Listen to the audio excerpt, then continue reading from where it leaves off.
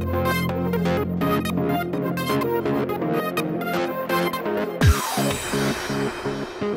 happy Monday, and welcome to Now, the fun show hosted by me, Curtis P. Now today, before we really get into the news, I did have to mark one special occasion right here on this channel, that being the fact that this right here is the 500th video I've ever posted. At least on this very channel right here. 500 videos and about 5 years of work on YouTube. So it's kind of cool to mark this occasion. 500 videos. What am I gonna do to celebrate? Probably nothing. Maybe I'll get Chinese food or something. But jumping into the real news of the day here, EA releasing some big news about SimCity. The team behind SimCity announced last fall that they were looking into the offline mode for the game. And officially today, they are announcing that it will be coming in update number 10. All previously downloaded content will officially be available offline at any time, anywhere. You no longer need to connect to those servers that are sometimes online, sometimes not online. Sometimes they're online when you play the game, then they go offline, then they kick you off the game, and you're like, why? No say for you. Update number 10 will be free for all users of the game and will include the 2 new modes of the game, that being online multiplayer and a single solo region play. Anything done in the solo region play will be saved locally onto your hard drive. Anything in the multiplayer aspect will go up into the cloud. With the offline mode, though, of course, you will lose access to the leaderboards and the global marketplace, but that's a small price to pay for the fact that your game will actually work without having to connect to the servers. But one interesting thing to know about this is since launch, EA has been stating that SimCity is nearly impossible to run without the servers. Yet today they're announcing that, hey, it does work without the servers. Currently, they're testing SimCity Offline in the studio and with some hardcore fans, so if the people over at EA see this, I'm a hardcore fan, I'd love to try it out. No release date yet has been announced for this new update to allow us to all go offline from the world of gaming to the world itself and endangered species. Over the weekend, a permit was auctioned off to hunt a rare and endangered black rhino. There are currently 5,000 African black rhinos still living in the wild. A Texas-based company held a closed auction this weekend. The Dallas Safari Company auctioned off a permit to hunt the rhino in Nambia. The ticket sold for $350,000, but the winner has not yet been identified. 5 permits just like this one are handed out every single year by the country. The money from this auction is supposed to go towards the preservation of the black rhino in hopes to actually lower the male population to stop infighting. And plastered all over their website, they constantly say that this is a controlled hunt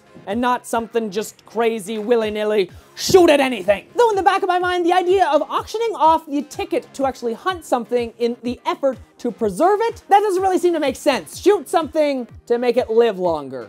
Jumping into the world of quick news now, the Pope has made a big statement about abortion. Pope Francis stating that abortion is part of our throwaway culture. Francis stated, "We cannot be indifferent to those suffering from hunger, especially children, when we think of how much food is wasted every day in many parts of the world immersed in what is often termed the throwaway culture." Francis then went on to state that abortion is part of that throwaway culture. A pretty big statement made by the Pope. A new facial recognition app is making many people question the idea of privacy. The new app allows you to compare a photo to an online social media database. This very app has been denounced by the Canadian privacy watchdog as they consider it quote-unquote creepy. The app is called Name Tag, and instead of running on your smartphone, it will run on Google Glass. Yes, you know that thing that you wear on your face that has a camera that's always looking. Over the weekend, it looks like a Southwest airline landed at the wrong airport. A flight from Chicago to Branson, Missouri landed in a small municipal airport instead of the larger airport it was destined to go to. Upon landing, the pilot said, "Welcome to Branson." Then a few moments later,